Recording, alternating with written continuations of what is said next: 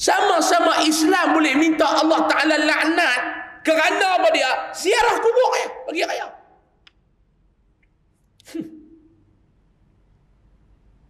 Ni dia main pula duk gaduh ke Gunung Cerai. Ni saya nak kenapa betul kita tak mau pergi Kedah pula ke Gunung Cerai ni. Orang tanya saya, ustaz, komen ustaz pasal Gunung Cerai ni macam mana? Tuan-tuan, nak buat benda khurafat ni bukan nanti pergi Gunung Cerai. Dalam rumah kita pun kita boleh buat benda khurafat. Sallallahu ala Muhammad, sallallahu ala Muhammad, sallallahu ala Muhammad.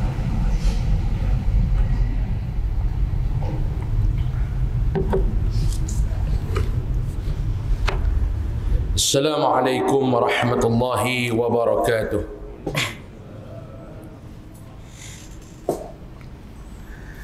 Bismillahirrahmanirrahim. Alhamdulillahi rabbil alamin. Wal 'aqibatu lil muttaqin wa la 'udwana illa 'alal zalimin. Asyhadu an la ilaha illallah wahdahu la syarika lah. وأشهد أن سيدنا محمدا عبده ورسوله اللهم صل وسلم وبارك وكرم وعظم على هذا النبي الكريم سيد المرسلين وقائد الدعاة المجاهدين وعلى آله وأصحابه ومن سار على نهجه إلى يوم الدين. أما بعد،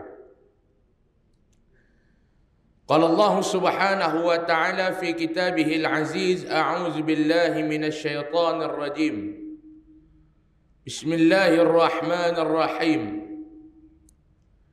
واضرب لهم مثل الحياة الدنيا كماء أنزلناه من السماء فاختلط به نبات الأرض فأصبح هشيما تذروه الرياح وكان الله على كل شيء مقتدرا. المال والبنون زينة الحياة الدنيا والباقيات الصالحات خير عند ربك ثوابا وخير أملا. صدق الله العظيم. بسم الله ما شاء الله لا يسوق الخير إلا الله. بسم الله ما شاء الله لا يسرف السوء إلا الله. بسم الله ما شاء الله ما كان من نعمة فمن الله. بسم الله ما شاء الله لا حول ولا قوة إلا بالله العلي العظيم. Tuan-tuan muslimin dan muslimat, hadirin dan hadirat rahimakumullah. Pertama sekali, alhamdulillah, puji dan syukur kita panjatkan kehadrat Allah Subhanahu wa taala. Pada malam ini dengan izin serta limpah kurnia daripadanya, Allah Subhanahu wa taala masih memberikan kesempatan masa dan waktu kepada saya dan tuan-tuan sekalian agar dapat sama-sama kita hadir, berada duduk di dalam majlis ilmu ini. Mudah-mudahan keberadaan kita, perkumpulan kita, perhimpunan kita pada malam ini mendapat keberkatan dan rahmat daripada Allah Subhanahu wa taala. Amin ya rabbal alamin. Suka saya memperingati diri saya dan tuan-tuan yang mana yang masih belum niat i'tikaf. Keberadaan kita di dalam masjid pada malam ni, marilah sama-sama kita niat i'tikaf. Mudah-mudahan Allah Subhanahu wa taala menerima amal ibadah kita insya-Allah. Kita nak sambung pengajian kitab kita 40 hadis jalan ke syurga. Kita sampai kepada muka surat ke-47 hadis ke-18. Muka surat 47 hadis ke-18, mendidik dan berbuat baik kepada anak perempuan. Hari ini Nabi nak cerita pula kepada kita bagaimana peranan kita yang diamanahkan oleh Allah Subhanahu wa taala. Allah Ta'ala anugerahkan kepada kita anak. Dulu mula-mula kita hidup ni tuan-tuan, kita ni mula-mula hidup kecil, mak kita beranak mai kat kita. Nikmat Allah Ta'ala bagi sampai kita besar, sampai kita menikah. Ada orang dia besar, dia tak menikah-menikah. Kita ni kadang-kadang tak sempat besar dah menikah dah. Dah menikah, ada orang dia tunggu bertahun-tahun untuk mendapatkan zuriat. Kita ni Allah Ta'ala bagi kat kita. Tak payah tunggu lama mana. Nikah 4 bulan, 5 bulan lekat dah maklum. Alhamdulillah. Ada orang 5-6 tahun tak lekat-lekat.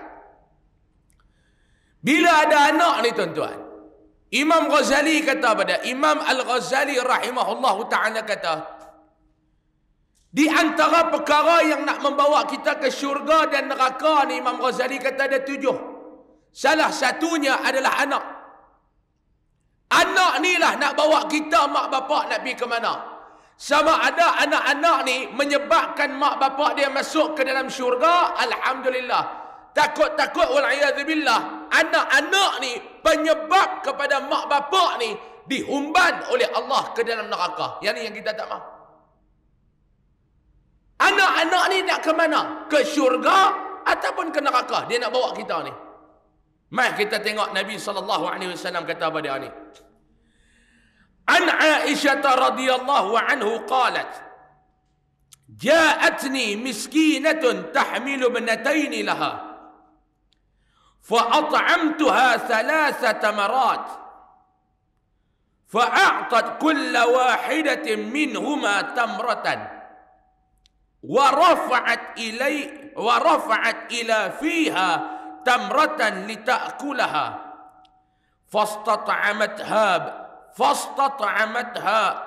فاستطعمتها ابنتها فشقت التمرة التي كانت تريد أن تأكلها بينهما فأعجبني شأنها فذكرت الذي صنعت لرسول الله صلى الله عليه وسلم فقال إن الله قد أوجب لها بها الجنة أو أعتقها بها من النار أو كما قال رواه مسلم. Hadis sahih. Di dalam hadis sahih riwayat Imam Muslim di Nabi SAW. Sebelum tu Sayyidatina Aisyah radhiyallahu anha, dia kata apa dia? Sayyidatina Aisyah dia kata, ja'atni miskinatun tahmilu ibnatayn laha. Satu hari kata Sayyidatina Aisyah, ada seorang perempuan miskin datang ke rumah dia dalam keadaan dia ni dukung 2 orang anak perempuan. Kata Sayyidatina Aisyah, satu hari kata Sayyidatina Aisyah maklum, ada satu orang perempuan miskin mai ke rumah dia dalam keadaan dia dukung ni dekat diri dia ni ada 2 orang anak perempuan. Satu orang perempuan miskin mai berjumpa Sayyidatina Aisyah, dia ni pula bukan mai seorang, dia dukung ada 2 orang anak perempuan ni dekat dia. Fa at'amtuha 3 tamarat. Maka Sayyidatina Aisyah kata, aku bagi dekat mereka ni 3 biji buah kurma. Mai dekat rumah Sayyidatina Aisyah, dia bagi 3 biji buah kurma. Orang miskin mai. Macam kita lah tuan-tuan ni, mai duk bawa anak macam-macam. Tapi kita pun tak tahu dia ni susah betul ke skamer ke lah. Nak mai, nak buka pintu, nak bagi orang masuk pun takut lah ni tuan-tuan. Tengok macam susah. Kadang-kadang dia bawa anak yang tu yang kita lemah. Bukan dekat lemah apa, habis tenaga batin lemah belaka. Tengok lagu tu tuan-tuan. Habis duit ada sepokit pun kita bagi habis belaka. Sayyidatina Aisyah mai perempuan ni dekat dia, bawa anak 3 orang. Perempuan tu seorang, anak yang dia dukung 2 orang. Sayyidatina Aisyah ambil 3 biji buah kurma bagi. Nak bagi apa? Tak ada, bagi buah kurma. Fa'aqtat kulla wahidatin minhuma tamratan. Bila dia bagi 3 biji tu buah kurma, Mak ni dia bagi 2 biji buah kurma ni dekat anak dia 2 orang tu. Seorang sebiji. Mak ni dia mai. Kata Sayyidatina Aisyah. Dalam keadaan dia dukung 2 orang anak perempuan. Bila Sayyidatina Aisyah radhiyallahu anha bagi 3 biji buah kurma. Mak ni bagi seorang sebiji. Dekat seorang anak perempuan, dia bagi seorang sebiji. Orang susah tuan-tuan. Orang susah.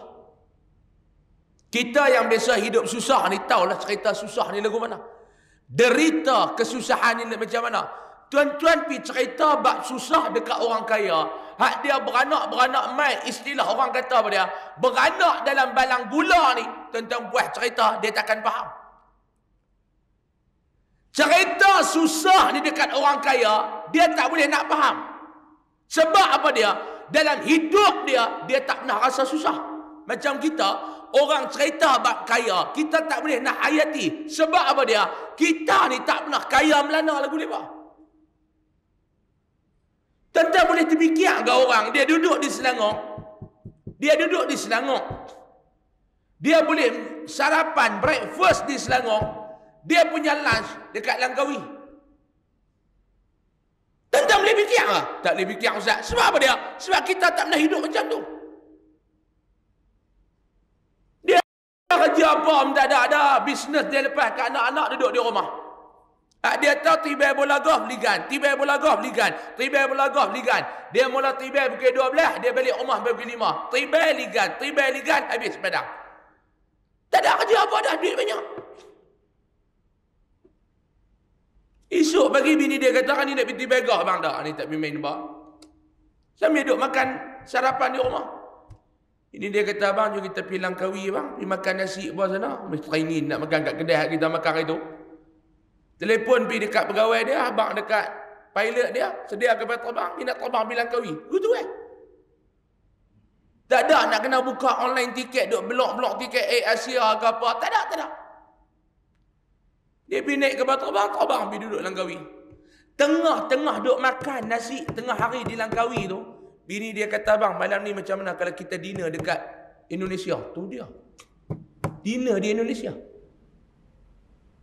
Hai ustaz ni duk main muhung kami bahaya apa? Tak nak cerita betul.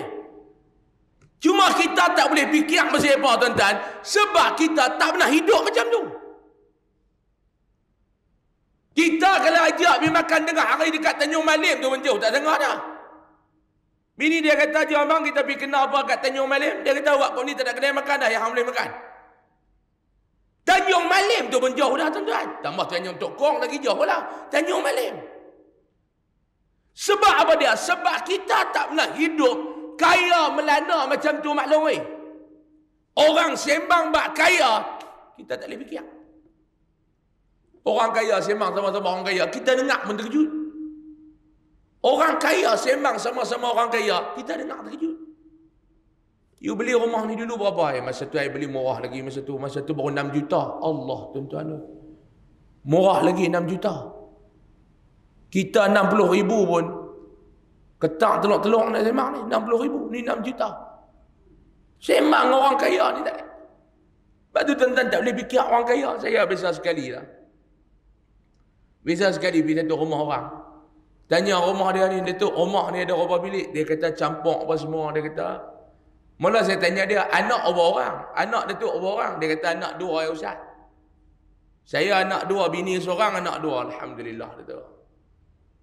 Rumah Datuk ni bilik ada berapa? Dia kata tak ada banyak, lebih kurang 13 bilik.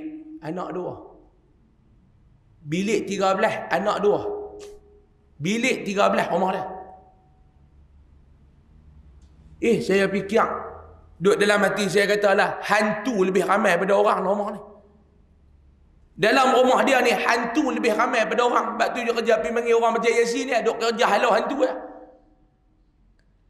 Tuan-tuan duk fikir anak 2, bilik 13. Anak 2, bilik 13. Nak duduk macam mana ni, tuan-tuan duk fikir pening bola. Tak payah fikir tuan-tuan.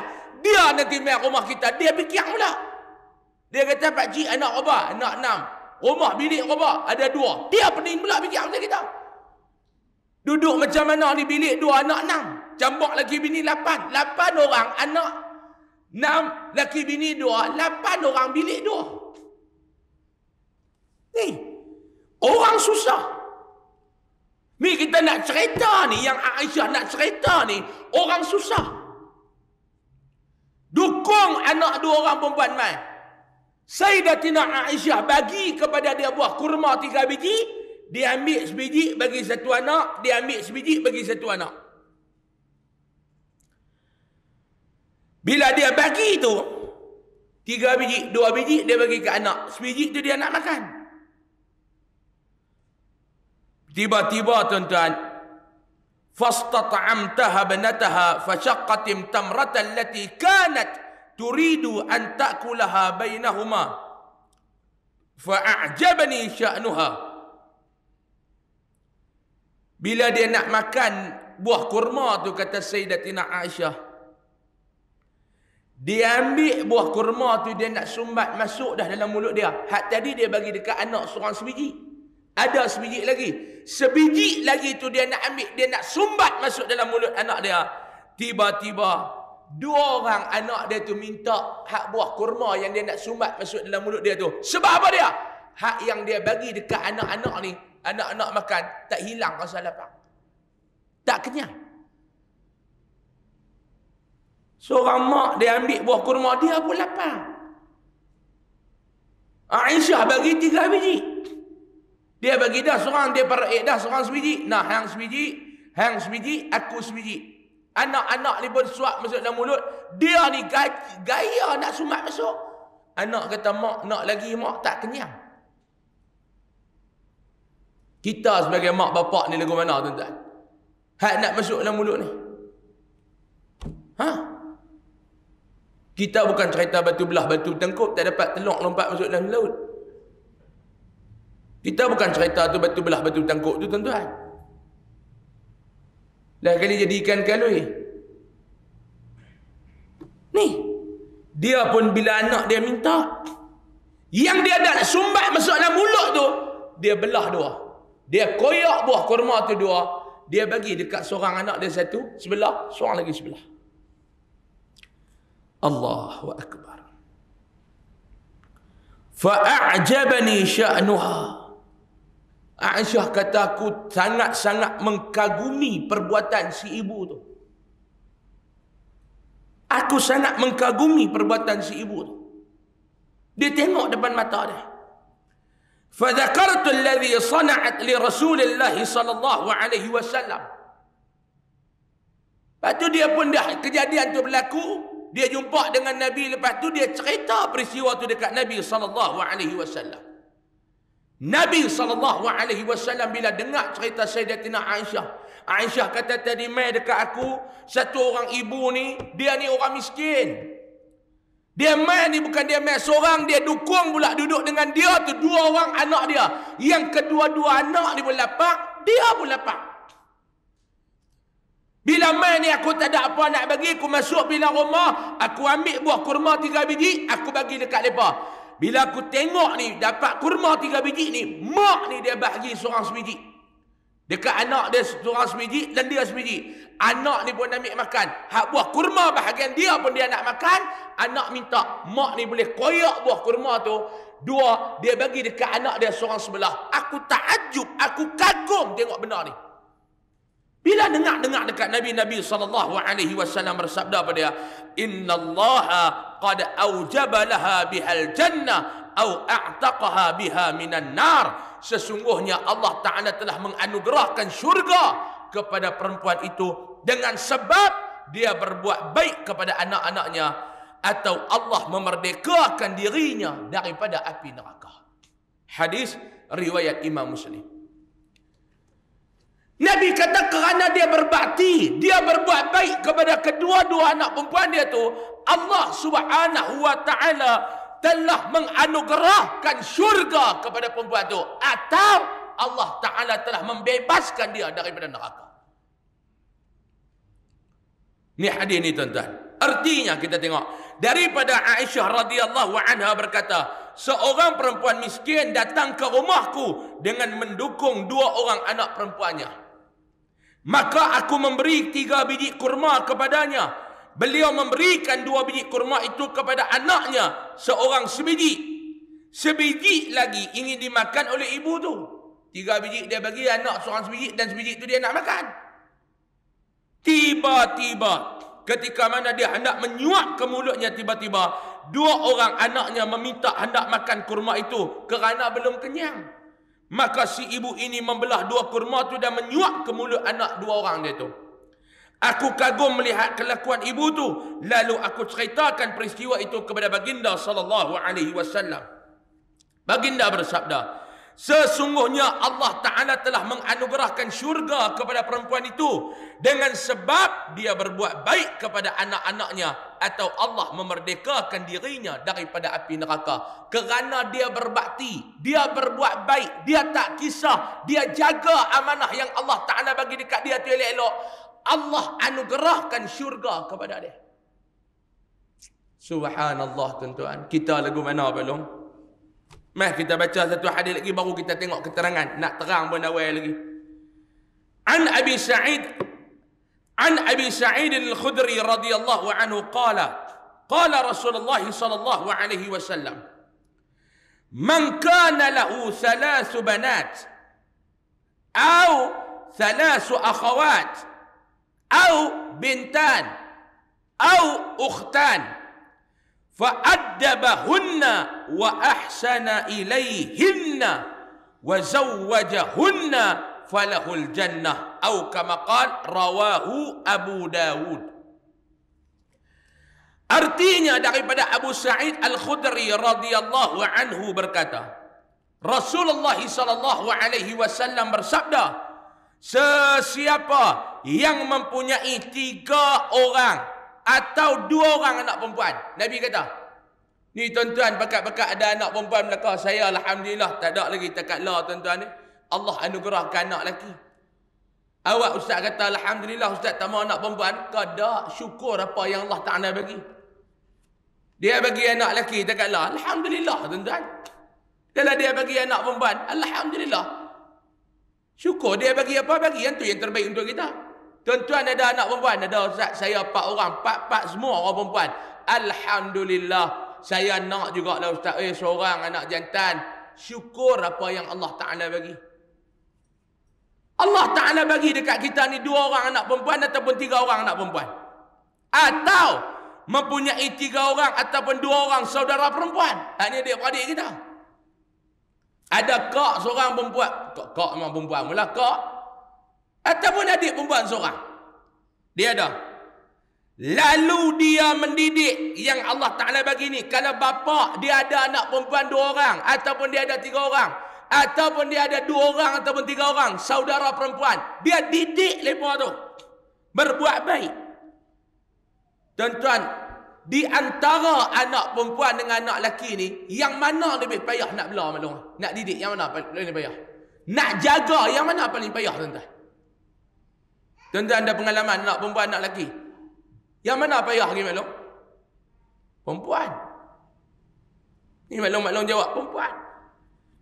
Nak jaga anak perempuan ni tuan-tuan ni cukup payah. Dia mohon kita pun kita tak tahu. Kita gerak dia mangkit. Subuh. Hoi mangkit yang subuh. Cuti apa? Habis. Buat tuan-tuan Nabi tak cek habis semua. Kalau anak jantan cuti, piak, boh penibai tengah belakang, cuti mai kok mana? Sebab tu kalau tuan-tuan duk tanya dalam negara kita, ustaz, ada orang nak tanya, ustaz ada tak mahat tahfiz untuk orang perempuan? Tak ada. Ish, dia kata payah nak cari mahat tahfiz untuk orang perempuan ustaz dalam negara. Sebab apa dia? Ni sebab ni payah nak bela. Nak buat mahat tahfiz untuk orang perempuan ni maklum, payah nak bela. Sebab apa dia? Kebanyakan guru-guru tahfiz ni orang lelaki. Payah. Tuan-tuan ni tak senang lah. Kita ada pergi semayang, dia kata cuti. Tuan-tuan nak kata apa? Padahal dia mohong hidup-hidup. Pak, duk kerja kena mohong. Hidup-hidup mohong, bukan mati-mati. Hidup-hidup. Tambahlah ni tuan-tuan ingat senang nak bela tuan-tuan. Hei ya Allah. Habis naik atas kepala pak dengan mak ni. Kita tak bagi dia keluar, dia duduk dalam rumah, dia buat apa sosial media. Dia pakai ketat-ketat, dia duduk menari dalam TikTok, atas kepala kita naik balong aurat. Syekh Mutawalli Sya'rawi kata di antara anak lelaki dengan anak perempuan ni, nak tahu yang mana yang lebih payah nak bela, tengok di antara anak lelaki dengan anak perempuan, yang mana batasan aurat lebih banyak. Anak lelaki ni tuan-tuan, dia tak apa nak payah kan? Kita geram, kita buat penampak. Anak perempuan nak buat macam mana? Sebab tu tanggungjawab mak bapak kepada anak-anak lelaki dengan tanggungjawab mak bapak kepada anak-anak perempuan lebih besar tanggungjawab mak bapak kepada anak-anak perempuan berbanding dengan anak-anak lelaki. Kita tengok keterangan. Ni yang pertama. Dia didik bagi elok-elok. Kalau kita ada adik-beradik perempuan, didik adik-beradik perempuan kita dengan elok-elok. Kalau dia ada anak-anak perempuan, Nabi kata didik anak perempuan tu bagi elok. Lalu dia mengahwinkan mereka dengan suami yang soleh. Nak cari suami pula, cari suami yang soleh. Alhamdulillah Ustaz, saya cari dia soleh dah. Semayang berharam tak soleh macam mana? Nama dia Ustaz Muhammad Soleh bin Abdullah. Hak tu tak guna belum. Oi, nama yang soleh, perangai tu kena cari soleh. Nak cari suami ni. Hari ni orang tak tengok yang tu, orang tanya lu kerja apa? Balik anak kata, mak, kau ada dah calon suami, husband, nak buat husband. Tanya lu siapa dia? Dia ada ni mak. Dia kerja apa? Dia kerja engineer mak. Alhamdulillah. Tak tanya lagi bab semayang ke apa tuan-tuan. Hari ni Nabi kata bila jadi lagu tu, maka dia akan dimasukkan ke dalam syurga. Nabi kata dia akan dimasukkan ke dalam syurga. Keterangan tanggungjawab ibu bapa terhadap anak-anak adalah memastikan mereka mendapat pendidikan Islam yang sempurna. Tu yang pertama, tanggungjawab mak bapak kepada anak-anak. Tanggungjawab mak bapak kepada anak-anak ni apa dia? Memastikan mereka mendapat pendidikan Islam yang sempurna. Zaman lah ni tuan-tuan, nak dapat pendidikan Islam yang sempurna ni tidak terlalu mudah dan tidak tersangat payah. Saya ulang balik. Zaman hari ini kita nak mendapat pendidikan Islam yang sempurna ni tuan-tuan, tidak terlalu mudah. Dan tak ingat mudah? Tak mudah mana. Dan tidak terlalu sukar. Tak payah. Sebab apa yang Ustaz kata macam tu? Tidak terlalu mudah dan tidak terlalu sukar. Ya. Hari ini tuan-tuan nak dapat pendidikan Islam ni mudah. Tetapi pendidikannya macam mana? Yang sempurna. Hari ini banyak packaging atas nama Islam, tetapi isinya bercanggah. Packing atas nama Islam packing. Senang mudah dah tuan-tuan. Hari ini zaman orang bijak dalam membuat packaging. Zaman lah ni orang sangat bijak nak buat packaging. Packingnya daging lembu, isinya daging babi. Zaman lah ni saya nak tanya tuan-tuan. Islam hari ni tuan-tuan, kita nak tengok sama ada kawan ni Islam ataupun kawan ni bukan Islam. Garis pemisahnya sangat nipis. Setuju tak setuju saya tak tahu dah tuan-tuan. Tuan-tuan bebas nak bersetuju pun tak apa. Tuan-tuan tak mau bersetuju pun ikut suka tuan-tuan. Garis pemisah di antara Islam dan bukan Islam sangat nipis hari ini tuan-tuan. Hari ini tuan-tuan pergi ke negara jiran kita. Pergi ke negara jiran kita. Tuan-tuan tengok orang yang pakai ni songkok hitam ni tuan-tuan. Tuan-tuan dah tak tahu dah sama ada dia ni Islam ataupun tidak. Negara kita alhamdulillah pakai songkok tu kebanyakan Islam lah. Tapi raya baru ni hak bukan Islam pun banyak pakai songkok hitam juga. Tapi kita boleh tengok beza lagi. Sebelah sana tuan-tuan, payah beza dah. Saya teringat satu waktu saya pergi sana. Habis masuk pergi dalam hotel. Tinggal bini dalam hotel pun saya keluar nak pergi makan, nak melepak dengan kawan-kawan. Hak kawan-kawan yang pergi ni pun ustaz-ustaz. Saya kata lagi pergi tinggal orang kita dalam hotel, kita keluar pergi minum depan tu. Depan hotel kami ni ada satu, dia bawa stol tu, dia duduk bakar sate. Pakai kepia hitam. Songkok. Keluar dalam lobi tu. Dia kata nak pergi tahu Ustaz. Saya kata tu, kita pergi kena sate tu, tepi tu ada orang jual ayak, kita beli ayak tu, kena sate tu. Hak pemandu pelancong kami tanya, Pak Ustaz nak ke mana Ustaz? Jom, saya kata kita pergi minum situ, makan sate tu. Astaga, dia kata astaga. Jangan Pak Ustaz. Saya kata apa? Itu bukan Muslim itu. Itu sate khinzir. Dia jual sate babi. Saya kata tu dia pakai songkok. Itu budaya. Muslim pun pakainya songkok. Kristian pun pakainya songkok di sini Pak Ustaz. Saya nak tanya tuan-tuan dalam negara kita ni. Lebih putih ni tuan-tuan ni. Lebih putih. Tuan-tuan panggil sini kepiah. Kalau di Kedah, kepiah tu songkok. Kepiah ni dia panggil lebay. Tu dia panggil pak lebay. Saya nak tanya tuan-tuan. Tuan-tuan ragu-ragu ataupun tidak. 30 tahun yang akan datang. Orang bukan Islam akan mula pakai songkok, pakai kepiah ni dah tuan-tuan. Lebay putih ni atas kepala. Tuan-tuan rasa mustahil ke tak? Mustahil ke tak? 30-40 tahun akan datang. Hak duk tulis nama ekor ni lebih putih atas kepala. Lah ni kita kata orang Islam pakai. Tak mustahil. 30 tahun akan datang. 40 tahun akan datang. Orang bukan Islam akan pakai lebih putih ni tuan-tuan. Sebab apa dia? Dia mai akhir zaman. Garis pemisah tu makin hari makin nipis. Makin hari makin nipis. Garis pemisah dan membezakan di antara Islam dan bukan Islam. Akhir zaman ni dia makin nipis. Hari ni. Ustaz tak lagi kot. Saya abang mudah. Tuan-tuan buka sosial media lah ni. Buka Facebook, buka Instagram, buka TikTok. Tuan-tuan boleh beza tak hak mana kafir, hak mana Muslim. Payah beza kalau tak baca nama. Serupa. Ni anak-anak darah ni. Yang mana Islam, mana bukan Islam pun tak tahu. Rambut sama-sama perang.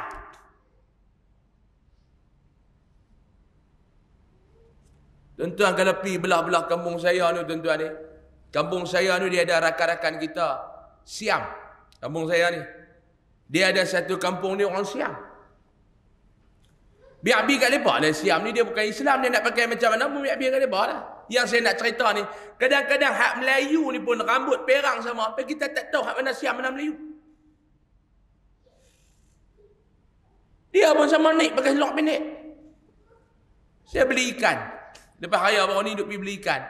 Tepi saya ni ada satu budak lelaki. Rambut ni kiri kanan ni tak ada. Dia tinggal ikut tengah. Tengah ni pun belakang perang. Tengah hitam depan perang. Saya pun duduk kelas lah ikan. Duduk pilih ikan. Dia duduk tengok saya pun senyum. Saya duduk ingatkan budak Siam. Dia panggil, Assalamualaikum Ustaz. Terkejut kita. Assalamualaikum Ustaz. Waalaikumsalam. Ambil Ustaz. Ustaz ajak dalam Facebook jumpa orang panggil salam. Tapi saya kena panggil lu kat Ustaz. Nak kata apa? Bukan saya nak kata aku dengarkan hang Siam tak ni. Bukan saya nak kata lagu tu. Tapi kita tak tahu tuan-tuan. Yang lebih memalukan kita apa dia lagi? Hak bukan Islam. Nasihat pula hak Islam. Supaya berperangai ni bagi elok. Tak baca ke? Tuan-tuan tak dengar ke dalam sosial media? Hak kadang-kadang ni, hak bangsa Cina ni, hak bangsa India ni tuan-tuan. Saya mau menasihatlah itu kawan-kawan Melayu kita yang beragama Islam. Dalam TikTok janganlah lebih-lebih jagalah maruah you punya bangsa, jagalah maruah you punya agama. Hak bukan Islam boleh nasihat kita.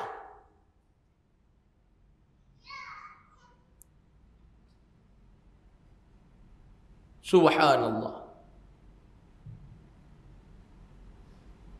Saya teringat masa PKP dulu ni. Dulu tuan-tuan masa kita PKP dulu ni duduk semayang jarak-jarak. Masa tu ada dekat satu negeri di hujung Malaysia ni. Mereka ada buat debat. Di antara ustaz-ustaz ni dia buat debat. Ni yang kata debat-debat ni. Buat debat nak cerita ni bab semayang jarak tak jarak ni. Saya tak mau nak ulas debat-debat tu. Ada satu hari saya masa tu dengan tim yayasan ni, kami pergi bagi sumbangan barang keperluan ni dekat satu Kedah dekat rumah saya ni, Kedah. Dekat dengan Kedah ni dia ada satu kampung orang-orang kawan-kawan kita yang berbangsa Siam ni lah duduk. Ada satu Siam ni dia agak close dengan saya ni. Satu kami duduk minum tepi tu. Dia pun main, saya kata duduk makan. Dia pun sembang dengan saya ni, Ustaz oi. Ustaz oi, dia panggil dia. Ni awak hampa nak semayang pun hampa berkelain lah. Dia kata tu, awak hampa nak semayang pun hampa berkelain. Saya kata, saya pula anak kata apa? Ni ustaz-ustaz ni, dia panggil ustaz-ustaz. Ustaz-ustaz jahang duk kelain-kelain, duk debat-debat nak semayang, duk kelain-kelain apa? Saya kata sebab kelain, aku benar kelain pun. Hang tak kelain, nak lepas lain duk kelain. Dia pun buka handphone, dia buka tunjuk debat tu. Debat tu ada seorang ustaz Syria mana tu, dia debat. Aku pening tengok duk kelain-kelain hampa tak pening ke? Dia pening pula tengok kita duk kelain. Ni hampa nak mayang-mayang lah, kami tok sami pun tak ada duk kelain nak mayang macam hampa. Dia nasihat pula kat kita, nak semayang-semayang duk kelain apa? Dia kata duk kelain-kelain lagu anjing duk berebut lah kali tulang tak dapat. Orang bukan Islam, dia boleh nasihat pula kepada kita ni. Tuan-tuan nak letak muka kita ni nak letak tak mana, Pak Long? Muka kita ni nak letak tak mana? Ni garis pemisah di akhir zaman ni sangat nipis. Tuan-tuan kata kita mengaji bab Islam, saya nak tanya tuan-tuan hari ni. Ni, pengarang kita katakan tanggungjawab ibu bapa terhadap anak-anak adalah, tanggungjawab tu apa dia? Memastikan anak-anak mendapat pendidikan Islam yang sempurna. Hari ini kita kata alhamdulillah ustaz, saya ni anak saya hak sulung ni ustaz. Lah ni saya hantar pergi mengaji dekat luar negara. Dia ambil kuliah syariah. Alhamdulillah. Dia balik main. Sempurna tak pendidikan Islam yang dia dapat? Dia pergi mengaji bab agama. Dia pergi mengaji kuliah syariah. Dia balik main duduk dalam kampung kita. Dialah pemecah belah dalam masyarakat kita. Duk main duk kacau amalan-amalan kita. Adakah ini yang dikatakan pendidikan Islam yang sempurna? Ni sehari dua ni di Kedah. Duk serabut kes Gunung Jerai. Ni bolehkah saya nak ulas lagi Pak Gunung Jerai? Tuan-tuan tak ada Gunung Jerai ni. Sini ada gunung apa? Ni cerita Pak Gunung Jerai ni tuan-tuan. Tak Allah. Mula-mula bergaduh kita kes tahlil. Lepas tu Yasin malam Jumaat. Lepas tu talqin. Lepas tu duk cerita Ramadan baru ni duk bergaduh pula kes tarawih 8 ke 20. Duk bergaduh pula kes apa nama selawat antara tarawih. Mai raya. Gaduh pula kes ziarah kubur. Saya letak gambar saya pergi ziarah kubur tuan-tuan. Saya letak gambar saya pergi ziarah kubur. Ada satu komen tu tuan-tuan dalam Facebook saya. Dia kata pada aku doa semoga hang ni dilaknati oleh Allah. Kerana pergi ziarah kubur tu ya. Dia komen semoga hang dilaknati Allah. Tuan-tuan nak kata apa tuan-tuan? Sama-sama Islam ni minta Allah Ta'ala laknat ke ziarah kubur raya-raya.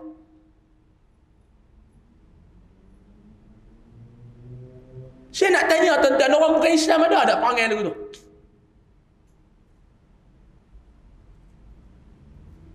Sama-sama Islam boleh minta Allah Ta'ala laknat kerana apa dia? Ziarah kubur ya, bagi raya.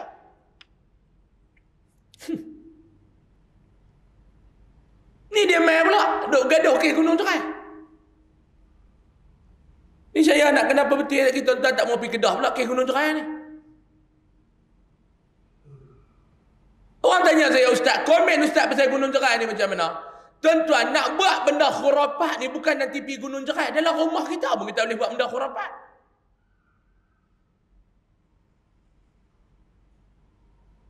Kita nak pukul rata ni tuan-tuan, tak boleh. Hari ni ramai orang, dia boleh mengeluarkan satu komentar, dia boleh buat satu kesimpulan terhadap orang kerana satu video. Tak boleh tuan-tuan. Kerana satu video. Ni bukan saya nak ulas kes video saya buat hari raya tu dah. Orang tanya video ustaz ni lagu mana? Masalah lah ni Pak Long. Ramai nak jadi Tok Mudim tapi tak ada kepakaran. Dia kerak tak habis. Metua nak kena repair pula. Saya punya video ceramah 1 jam 35 minit 47 saat. Lebih kurang lagu tu lah kalau tak silap saya. Last kali dia pergi kerak 40 saat ni. Saya pun malas dah nak layan benda-benda ni, malas dah tuan-tuan. Tuan-tuan baca Quran, tuan-tuan pergi kerak tak habis. Fawailul lil musallin. Kerak tu.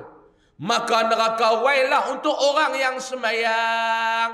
Fitnah tak kepada Quran kalau kerak tak habis? Fitnah tak? Alladzina hum fi salatihim. Yang tu dia tak boleh. Saya tak mau ulas, yang tu habis lah. Allah Ta'ala nak bagi pahala kat saya pagi raya, malam raya dan pagi-pagi raya ni, kerana video tu, saya terima. Ni saya nak ulas ni bab video apa, daripada tengok video pergi ke Gunung Jerai ni. Kerana satu video tu tuan-tuan, habis semua kena tibai.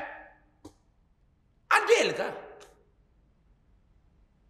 Yang naik Gunung Jerai ada, yang pergi bercuti. Nak kata puak-puak pergi bercuti ni khurafat?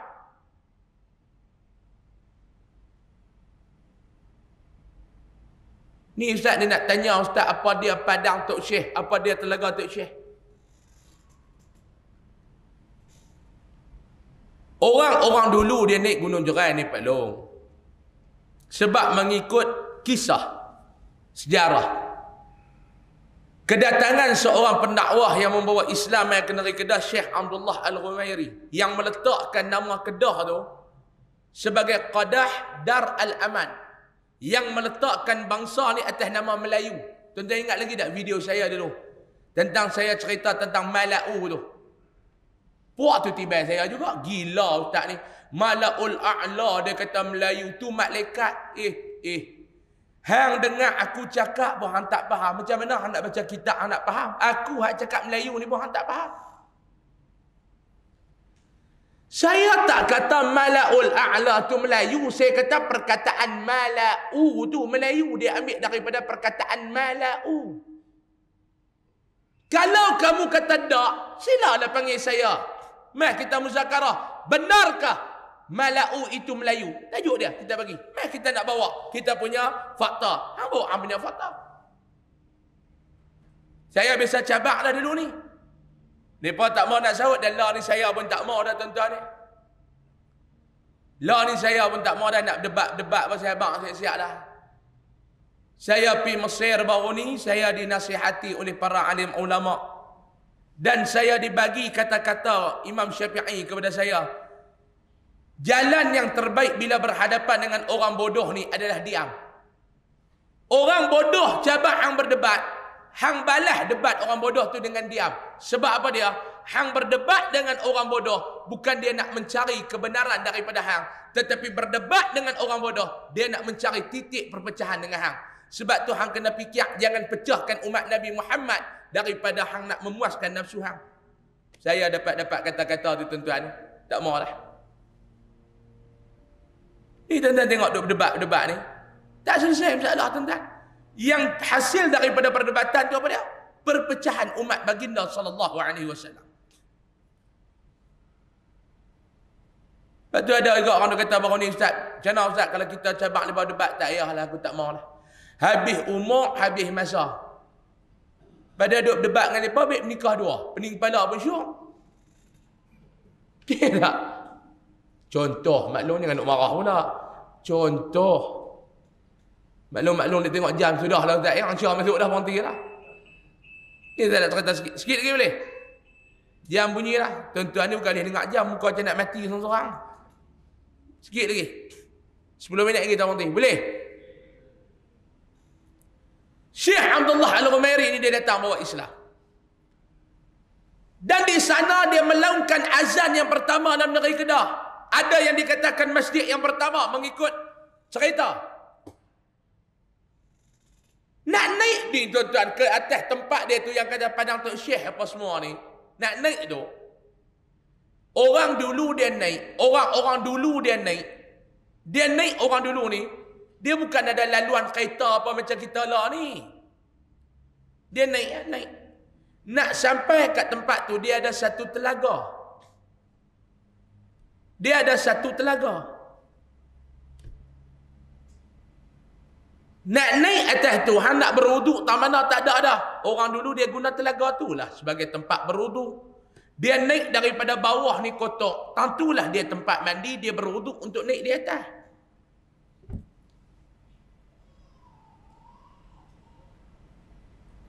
Kalau tuan-tuan bisa naik, tuan-tuan akan rasa ayak dia tu macam mana. Kita mandi dengan segaknya ayak tu. Lepas tu kita ni mandi, kita berwuduk segak. Dia bukan macam ayak kita di rumah. Tuan-tuan dah ambil wuduk di rumah segak tak?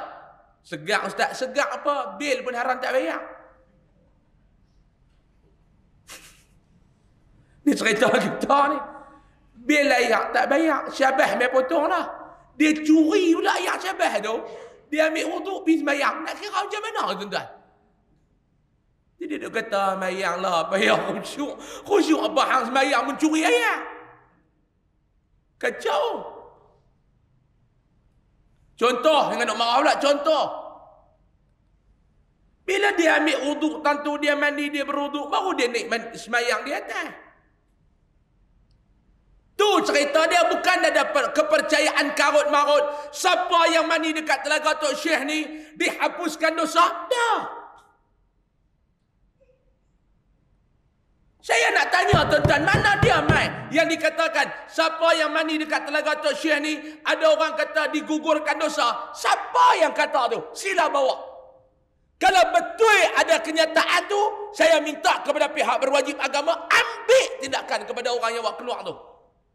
Kalau tak ada, saya katakan tadi, kalau ada, silakan ambil tindakan. Kalau tak ada, jangan duk fitnah atas orang. Tu ya. Kalau ada, sila ambil tindakan. Kita bukan nak backup, kita nak perbetul orang yang salah. Tak. Kalau tak ada, jangan duk reka cerita. Tibai habis orang ni khurafat. Tibai habis orang ni syirik. Tak betul tuan-tuan. Sudahlah kita duk memecah belahkan umat baginda sallallahu alaihi wasallam ni. Tak lah Ustaz. Yang kita pun dia buat ikut-ikut lagu tu pasal apa? Yang pertama kita nak tanya, ada dalil kan larang kita ikut guru kita?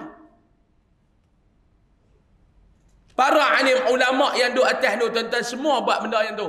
Lepas sampai dekat telaga tu, lepas ambil wuduk nak naik atas tu. Sebab apa dia? Tajridul wuduk, nak memperbaharui wuduk ni.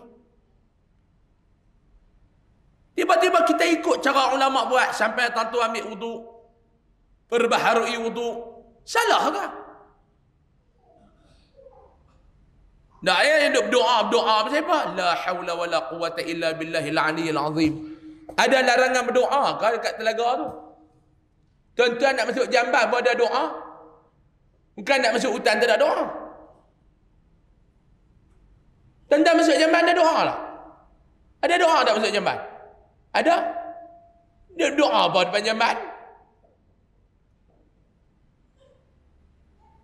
Jangan tuan-tuan kita sambrono bagi lagu tu ya. Tibai lagu tu ya. Syirik, khurafat.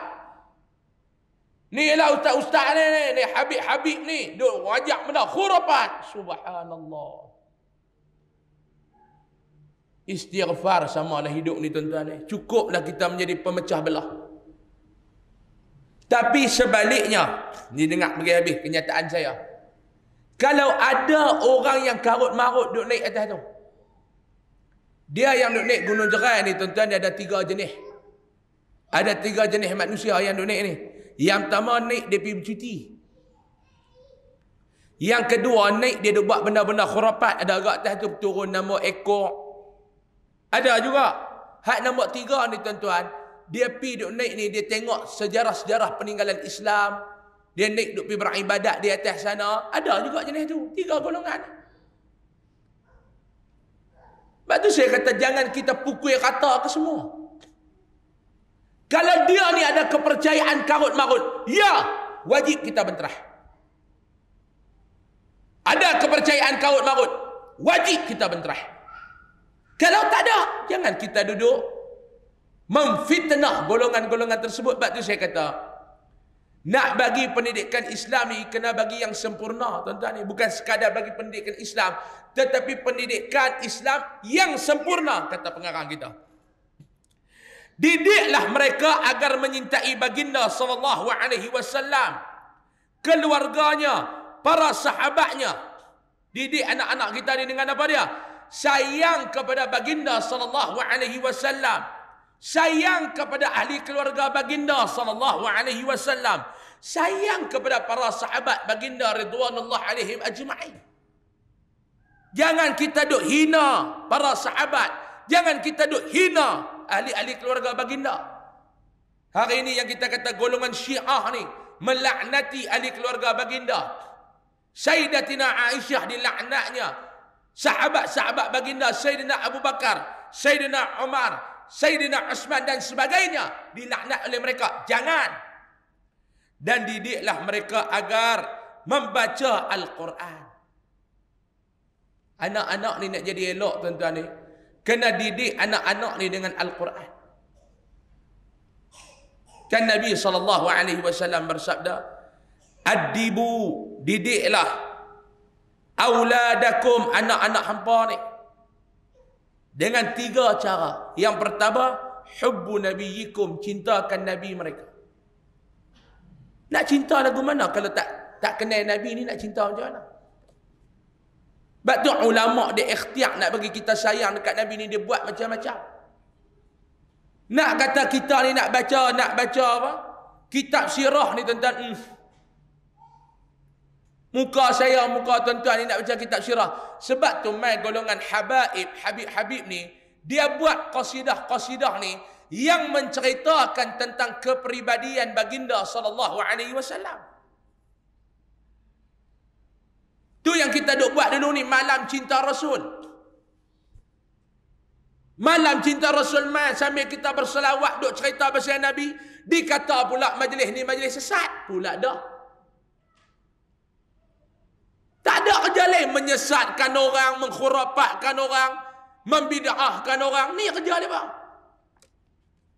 Para habaib ni tuan-tuan, Habib-Habib ni mai buat yang kita duk dengar ya hana-hana apa semua dulu tuan-tuan. Cuba tengok baik-baik lagu-lagu mereka cerita pasal Nabi. Ni kita nak menyemai kasih sayang kepada baginda sallallahu alaihi wasallam. Nak menyemai kasih sayang kepada para sahabat baginda, para ahli keluarga baginda, kaum kerabat baginda. Dan yang ketiga Nabi kata apa dia? Wa ala tilawatil Quran. Kena ajak anak-anak hampa cinta kepada pembacaan Al-Quran. Ibu bapa wajib menyuruh anak-anak mendirikan solat ketika mereka berumur 7 tahun. Apabila anak-anak sudah berumur 10 tahun dan masih malah mendirikan solat, maka wajib mereka pukul. Ustaz, tu umur 10 tahun kalau malah wajib pukul. Ni kami ni umur 40 kat 60 berharap tak bayar lagi jenazah, tak buh penendang kat tengah belakang tu. Kalau umur 60 pun malas solat lagi. Mana teruk kita dengan iblis belum Iblis dia ingkar untuk sujud kepada Adam. Kita ni ingkar nak sujud dekat Allah. Mana teruk kita dengan iblis. Hak jenis tak mau sembahyang. Ajaklah kok mana tak mau sembahyang. Mana teruk hang dengan iblis ni. Cuba fikir. Mana teruk hang dengan iblis. Iblis tak mau sujud dekat Adam. Tak mau bila Allah Ta'ala suruh sujud. Tak mau. Sebab apa dia? Aba wastakbara. Hang tak mau sujud dekat Allah. Mana teruk hang dengan iblis. Jaga. Ibu bapa wajib memberi nafkah. Ha, ni kena faham. 3 minit lagi kita berhenti. Jangan ada buat muka je nak mati tu. Sikit lagi 3 minit lagi. Nak pergi sampai kat stesen ni. Ibu bapa wajib memberi nafkah. Yang ni dengar, ibu bapa ni. Wajib memberi nafkah kepada anak lelaki sehingga mereka balik. Hukum wajib mak bapa bagi nafkah dekat anak-anak lelaki ni, wajib dia sampai bila? Sampai umur lepas balik. Lepas balik, terangkat kewajipan. Faham? Sampai umur lepas balik. Lepas balik tu tuan-tuan tak bagi pun dia bukan wajib dah. Tapi tengoklah anak kita sama, dia masih duduk mengaji, dia tak ada pendapatan, kena bantulah. Tetapi hukum wajib tu, sampai bila? Islam kata, sampai anak-anak tu, anak lelaki tu, sampai ke tahap dia balik. Tahu balik? Balik tahu? Balik. Ha, tuan-tuan kata, kami orang Kedah panggil balik. Selepas balik, tak wajib dah lagi dia kata. Lepas balik, anak lelaki tu, tak wajib dah kita ni nak kena bagi nafkah. Ni anak lelaki. Sementara bagi anak perempuan pula, nafkah mereka terus ditanggung oleh ibu bapaknya sehingga mereka mendirikan rumah tangga. Ni anak perempuan. Anak lelaki sampai bila? Sampai balik. Anak perempuan sampai dia mendirikan rumah tangga. Beza. Anak lelaki sampai bila? Sampai dia balik. Anak perempuan sampai dia mendirikan rumah tangga. Selepas berkahwin, tugas memberi nafkah dan mendidik dipikul oleh suami mereka. Dua tu dia berubah mai dekat suami pula. Sebelum dia menikah anak perempuan ni, atas mak bapak. Baginda SAW sangat mengharapkan kita bersungguh-sungguh mendidik anak perempuan. Pastikan mereka menjaga kehormatan, sopan santun, lemah lembut, pemalu, merendahkan pandangan, menutup aurat dengan sempurna. Hak ni Nabi suruh. Hak ni wajib tuan-tuan ni. Duk cerita sunnah. Kita nak berpegang kepada sunnah. Kita tidak mau untuk kita melakukan bid'ah. Bini hang pun haram tak letak kelumbung. Hak Nabi suruh buat, hang tak buat. Hak Islam wajib buat, hang tak buat. Dia cerita sunnah bini tu tudung pun tak. Rambut duk kembang macam periuk nasi tu. Tuan-tuan, jangan tu kat 5 dah rambut. Oh yang lelaki ni sunnah. Ustaz kata kat siapa? Ada. Saya tidak mau kita ni apa? Kita nak berpegang kepada sunnah baginda. Kita tidak mau melakukan bid'ah. Kalau yang Nabi tak bagi buat, kita doa Allah. Hak Nabi suruh buat tutup aurat, anak hang pun tak, bini hang pun tak, menantu hang perempuan pun tak. Ni Nabi suruh. Tutup dengan sempurna, tutup aurat bukan tutup aurat. Tudung pakai, baju ketat, nampak habis. Hak ni Nabi kata tu akhir zaman. Kasiyatun ariyat, pakai, tapi nampak macam telanjang. Allahu Akbar. Bila tutup aurat dengan sempurna, apabila berhadapan dengan lelaki yang ajnabi dan tidak bersalaman dengan lelaki ajnabi. Apabila ingin mengahwinkan mereka, carilah suami yang saleh dan berakhlak mulia untuk mereka. Semoga suami itu dapat membimbing mereka ke jalan yang diridai oleh Allah Subhanahu wa taala. Wallahu a'lam. Hak tu yang ini kita baca tuan-tuan, hadis Nabi SAW nak cerita kepada kita tentang kelebihan mendidik dan berbuat baik kepada anak perempuan. InsyaAllah, panjang umur, murah rezeki. Bulan depan kita sambung pula pada hadis yang ke-19. Nak cerita tentang taat kepada perintah Allah dan Rasul. InsyaAllah, panjang umur, murah rezeki. Kita jumpa lagi pada bulan hadapan. Wallahu subhanahu wa ta'ala a'la wa a'lam. Tuan-tuan, akhir kalam seperti biasalah. Sehari habis tuan-tuan salat fardu Isya, dekat pintu-pintu keluar ada tabung-tabung daripada Yayasan Ar-Riyadah, tabung pendidikan dan kebajikan Yayasan Ar-Riyadah untuk anak-anak tahfiz dan fakir miskin aslaf yang di bawah Yayasan Ar-Riyadah. Dan juga tok koko tuan-tuan boleh dapatkan di luar sana sekilo, RM22, setengah kilo RM12, yang secik RM22, insya-Allah. Saya mohon maaf banyak kalau ada salah dan silap. Kita tangguh dengan tasbih kafarah dan suratul Asr. Subhanallah.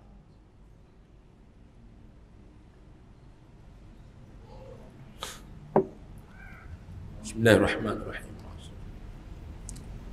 Alhamdulillahi Rabbil Alamin. Wassalatu wassalamu ala ashrafil mursalin wa ala alihi wa sahbihi ajma'in. Allahumma anfa'na bima 'allamtana wa 'allimna ma yanfa'una warzuqna 'ilman yanfa'una wa zidna 'ilma. Alhamdulillahi ala kulli halin wa na'udzu bika min hali ahli an-nar. Allahumma kshif 'anna al-bala' wal waba' wal fahsya' ma la yakshifu ahadun ghairuk. Allahumma inna na'udzu bika min al-baras wal junun wal juzam min sayyi'il asqam. ربنا آتنا في الدنيا حسنة وفي الآخرة حسنة وقنا عذاب النار صلى الله على سيدنا محمد والحمد لله رب العالمين تقبل الله منكم السلام عليكم ورحمة الله وبركاته